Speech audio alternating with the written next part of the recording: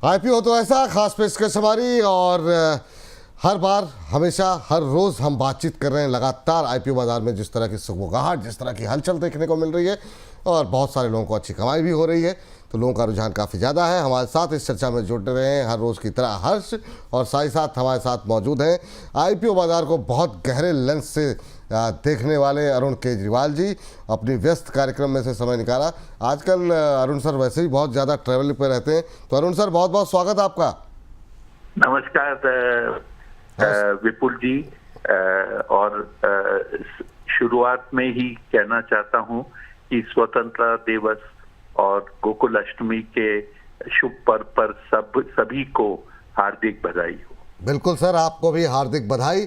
और मुंबई में तो मतलब जो त्यौहार जिस तरीके से मनाया जाता है दही हांडी फोड़ करके, वो तो अद्भुत ही होता है, तो इस पे बारे में बातचीत करेंगे। लेकिन सबसे पहले हर्ष के पास चलते हैं और जानने की कोशिश करते हैं कि अभी आईपीओ बाज़ार को लेकर के क्या कुछ अपडेट आपके पास के लिए लेकर के आए। हर्ष, शुरुआत कहाँ से कर रहे हैं? जी, तो सर 2 लिस्टिंग है और एक आज आईपीओ है, जो जिसमें ग्रे मार्केट जो है वो लगातार हर दिन बढ़े जा रहा है यहाँ पर। तो सबसे पहले हम लोग बात करते हैं ऑल टाइम प्लास्टिक की, और हम लोग जानते हैं कि कंपनी जो प्रोडक्ट्स बनाती है वो घर में इस्तेमाल होती है। यहाँ पे B2B B2C इनका बिजनेस मॉडल है। आप देखिए, इशू प्राइस 275 के आसपास था, BSE पर 314 रुपये पर लिस्ट हुआ, करीब 14% से ज़्यादा के लिस्टिंग गेंस मिले निवेशकों को, और NSE पर 311 रुपये पे, यानी कि 13% के लिस्टिंग गेंस मिले। लेकिन हालांकि ये ज़रूर है BSE पर कि जैसे लिस्ट हुआ उसके बाद थोड़ा सा दबाव ज़रूर देखने को मिला, प्रॉफिट बुकिंग देखने को मिली, और 11% जो है, जो लिस्टिंग गेंस जो 14% के आसपास थे वो 11% पे पहुँचते हुए दिखे। ये पहला आईपीओ।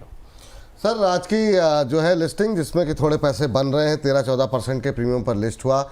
ऑल टाइम प्लास्टिक को क्या होल्ड कर सकते हैं क्या, या प्रॉफिट जिन्होंने अब तक नहीं बुक किया उन्हें बुक कर लेना चाहिए? आपका सजेशन क्या रहेगा सर?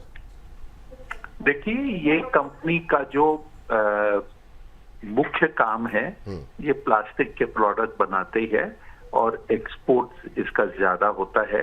लोकल मार्केट में इसकी सेल कम होती है। इसका सबसे बड़ा जो कस्टमर है वो है आइकिया, और आइकिया को ये विश्व भर में देता है। ट्रम्प के जो टैरिफ है इसके ऊपर थोड़े से भारी पड़ सकते हैं, और कुछ इसका इम्पैक्ट कंपनी को देखने को मिल सकता है, क्योंकि क्लैरिटी नहीं है आगे जाकर ड्यूटी का क्या होगा, टैरिफ का क्या होगा। ये शेयर पर थोड़ा दबाव देखा जा रहा है। जिन्होंने ये आईपीओ जिनको लगा और ये शेयर होल्ड कर रहे हैं, बेशक होल्ड कर सकते हैं, लेकिन एक ट्रेलिंग स्टॉप लॉस रखिए। आज का जो लो बना है वो है 280 रुपए 70 पैसे, मतलब 5 रुपए 5.5 रुपए का गेन जो इशू प्राइस है उससे 280 रुपए का एक स्टॉप लॉस रखकर, या थोड़ा सा सेफ्टी के लिए 279.8 का स्टॉप लॉस लेकर आप इसमें पोजीशन अपनी होल्ड कर सकते हो। शेयर अगर ऊपर जाता है 2-3 दिन, मान लीजिए कुछ समझौता कल हो जाता है अमेरिका, रशिया और यूक्रेन के बीच में, तो उसका जो पॉजिटिव इम्पैक्ट आए वो लोगों के लिए एक पॉजिटिव फैक्टर हो सकता है। और क्योंकि एक स्टॉप लॉस रखा हुआ है, कुछ न कुछ प्रॉफिट से ही ये शेयर में निकलना होगा। ठीक है, तो अभी के लिए सर जो लोग चूक गए, आईपीओ में नहीं मिला, उनके लिए फ्रेश बाय की कोई सलाह नहीं है? सर, फ्रेश बाय, क्योंकि इवेंट बड़ा है कल मीटिंग का, और मेरा इसमें एक अलग नजरिया है देखने का कि लड़ाई जिन 2 देशों के बीच हुई है उसमें से सिर्फ एक आ रहा है ये डिस्कशन में, दूसरा आया नहीं अभी तक। तो उसके बिना समझौता नहीं हो सकता, खाली विचार विमर्श हो सकता है। ठीक है, तो अभी के लिए नई खरीदारी के लिए अवॉइड करें। बाकी जो आपको सजेशन दिया गया है उसको आप फॉलो करें स्टॉप लॉस के साथ। ये फिलहाल के लिए राय निकल करके आती हुई चलते हैं हर्ष के पास अगली लिस्टिंग के लिए, जहाँ पर थोड़ी सी सुस्त माहौल देखने को मिल रहा है। इस बीच लेकिन कुछ एक टिप्पणियाँ आ रही हैं। कुलदीप जी कह रहे हैं 2 हफ्ते हो गए ज्वाइन किए हुए, एक आदमी के 2-2 सवाल हो जाते हैं, हमारा 2 हफ्ते में 1 सवाल नहीं हुआ। अरे गुरुदेव, माफ़ी चाहेंगे आपसे, कोशिश करेंगे जाते जाते आपके सवाल पर डिस्कशन कर लें, अरुण सर से ही पूछ लेंगे। लेकिन पहले जरा हर्ष से पूछ लेते हैं कि आज की जो दूसरी लिस्टिंग हुई है वो ग्रुप बड़ा था लेकिन लिस्टिंग सुस्त क्यों हुई? हर्ष, कैसी रही? जी, JSW सीमेंट की बात कर लेते हैं, और हमने पहले भी सर के साथ भी इस बारे में चर्चा की थी, और नागौर प्लांट को लेके कंपनी बहुत ज़्यादा फोकस थी, और जो 800 करोड़ थे उसके ज़रिए ऑपरेशनल उस यूनिट को करने के लिए यहाँ पर निवेश किया जा रहा था, जबकि बाकी जो 500 करोड़ थे करीब करीब यहाँ पे जो कर्ज जो चुकाने को लेकर लगातार चर्चा चल रही थी। लेकिन आप देखिए इशू प्राइस के जहाँ पर आप देखिए 47 का था, वहाँ पर आप देखिए BSE पर लिस्टेड जो है वो 153 रुपीज़ के आसपास हुआ, यानी कि 4% की लिस्टिंग गेंस मिले हैं। NSE में देखें 153 रुपये 50 पैसे पर लिस्ट हुआ है, करीब करीब 4.5% के गेंस मिले, और यहाँ पर भी आप देखिए लिस्टिंग के बाद भी हल्का फुल्का दबाव ज़रूर देखने को मिल रहा है। तो ये JSW को लेकर जो काफ़ी बड़ी कंपनी थी, लेकिन जो कंसर्न था लगातार वो बना हुआ था, उसको वो चीज़ हावी होती हुई दिखी। चलिए अरुण सर, सुस्त शुरुआत रही इसकी, क्या लॉन्ग टर्म के लिए होल्ड कर सकते हैं? जिन लोगों को ज़्यादा फ़ायदा नहीं हो रहा है उनके लिए क्या सलाह देंगे आप? देखिए, लॉन्ग टर्म के लिए सीमेंट कंपनी में निवेश किया जा सकता है। फिलहाल मौजूदा स्तर पर शेयर में क्योंकि कैपेसिटी बनी हुई है, उम्मीद ये जताई जा सकती है कि आगे जाकर कंपनी अगर माल या प्रोडक्शन ज्यादा करे तो उसे फायदा हो सकता है। फिलहाल ऐसा कुछ नहीं है, इसीलिए 9.5 करोड़ शेयर की वॉल्यूम हो चुकी है, लेकिन शेयर 1 रुपए ऊपर है, जो न इधर का है न उधर का है।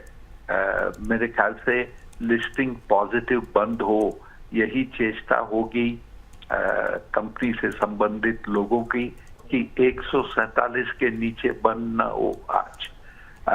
जिनको ये शेयर लगा है, मेरे ख्याल से उन्हें भी एक स्टॉप लॉस रखना चाहिए।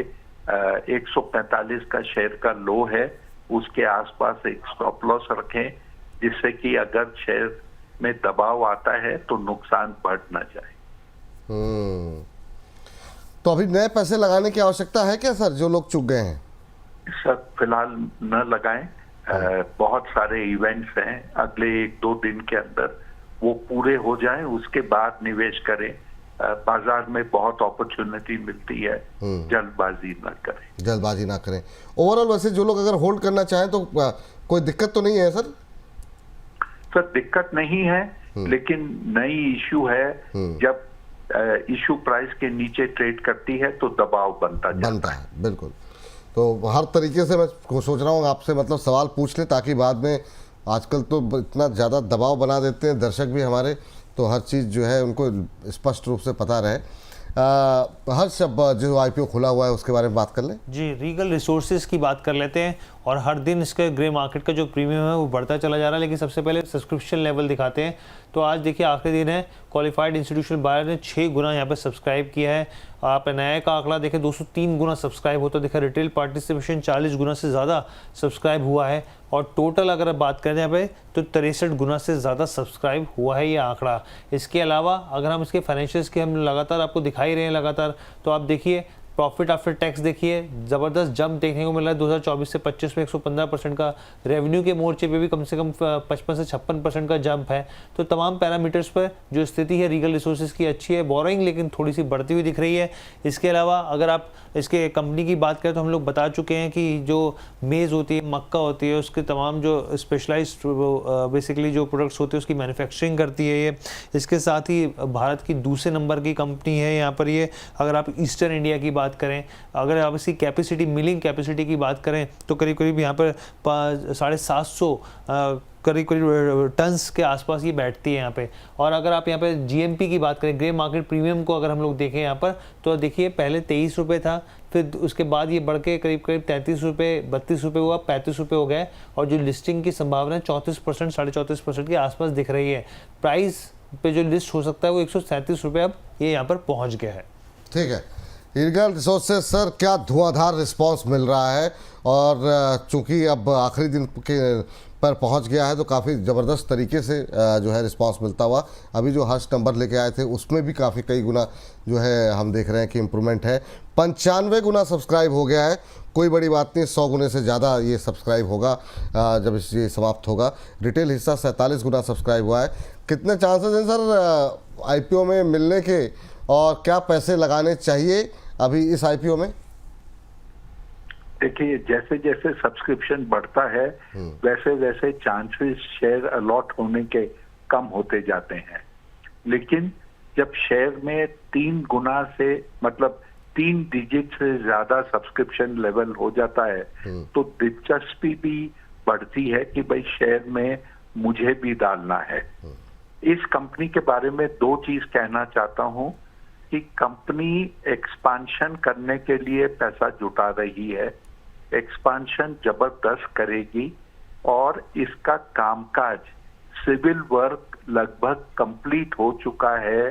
जहां तक एक्सपांशन का बात है, मशीनरी भी आने लगी है और इसका ये एक्सपेंशन अगले कुछ महीनों में पूरा हो जाएगा। एक खासियत और है इस कंपनी की, बड़े एक जिसे कहते हैं ऑपरचून जगह पे ये कंपनी लोकेटेड है। बिहार बंगाल के बॉर्डर पर है, बिहार में ये स्थित कंपनी है और वहां से नेपाल बॉर्डर मुश्किल से 5 किलोमीटर दूर है। तो एक तरफ तो देश का मतलब अंतर्देशीय बॉर्डर आता है और दूसरे 2 स्टेट के एकदम बीच में ये स्थित है। बहुत बड़ा गन्ने का ये माफ कीजिए बहुत बड़ा मकई का ये बेल्ट है और बहुत अच्छी मात्रा में यहाँ पे मकई की फसल होती है। ठीक, तो पैसे तो लगाने हैं ना सर? सर पैसे लगाने हैं, गणपति का भी समय आ जाएगा 15-20 दिन के बाद, तो गोकुल अष्टमी भी है, गणपति भी आ रही है, ऊपर वाले का नाम लेकर अप्लाई करो, शायद कुछ फायदा हो जाए। ठीक है सर, बिल्कुल। और अच्छा, जो लोग चूक जाए सर, उनको लिस्टिंग के दिन पैसे लगाने चाहिए या उसी दिन बात बताएंगे आप ये बात? सर उसी दिन देखना चाहिए माहौल क्या होता है और क्या प्रीमियम पे खुलता है। ठीक है, तो अभी तक अप्लाई नहीं किया है तो ईश्वर का नाम लेकर के आप बिल्कुल ऊपर वाले का नाम लेकर के अप्लाई कर सकते हैं। मिल गया तो अभी के माहौल जैसा कि दिखा रहे हैं हर्ष, ग्रे मार्केट के प्रीमियम में 35 रुपये पर शेयर का प्रीमियम मिल रहा है। यहाँ पर करीब 137 रुपये के आसपास की लिस्टिंग हो सकती है।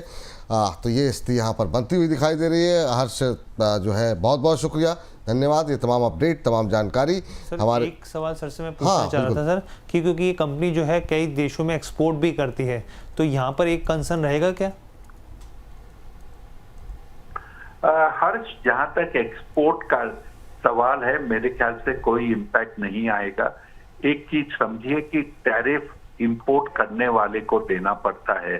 जो ये प्रोडक्ट बनाती है मेज डेरिवेटिव्स, वो जो इसको इंपोर्ट करते हैं वो जरूरी एक प्रोडक्ट है इसलिए इंपोर्ट करते हैं। बहुत बड़ा इम्पैक्ट नहीं आएगा और मेरे ख्याल से ये कुछ समय में लोगों को क्लैरिटी हो जाएगी कि इंपोर्ट ये जो टैरिफ लग रहे हैं ये इंपोर्टिंग नेशन का इम्पैक्ट ज्यादा होता है। जी चलिए सर, बहुत बहुत शुक्रिया, बहुत बहुत धन्यवाद आपका आज की चर्चा में जुड़ने के लिए। हमारे दर्शक जो नाराज़ हो रहे थे उनका सवाल गायब हो गया, तो सर आज के लिए माफ़ी चाहेंगे। 15 अगस्त मनाइए अपना आराम से और साथ ही साथ कृष्ण जन्माष्टमी की बहुत बहुत शुभकामनाएं। आपकी शिकायत हम सोमवार को दूर कर देंगे या किसी और दिन दूर कर देंगे। हर्ष, आपको भी बहुत बहुत शुक्रिया। सर आपको भी गोकुल अष्टमी की, स्वतंत्रता दिवस की ढेर सारी शुभकामनाएं और आनंदित रहें सर, आप ऐसे ही व्यस्त रहें और अपने ज्ञान से लोगों का मार्गदर्शन करते रहें सर। Thank you sir. नमस्कार जी। नमस्कार सर।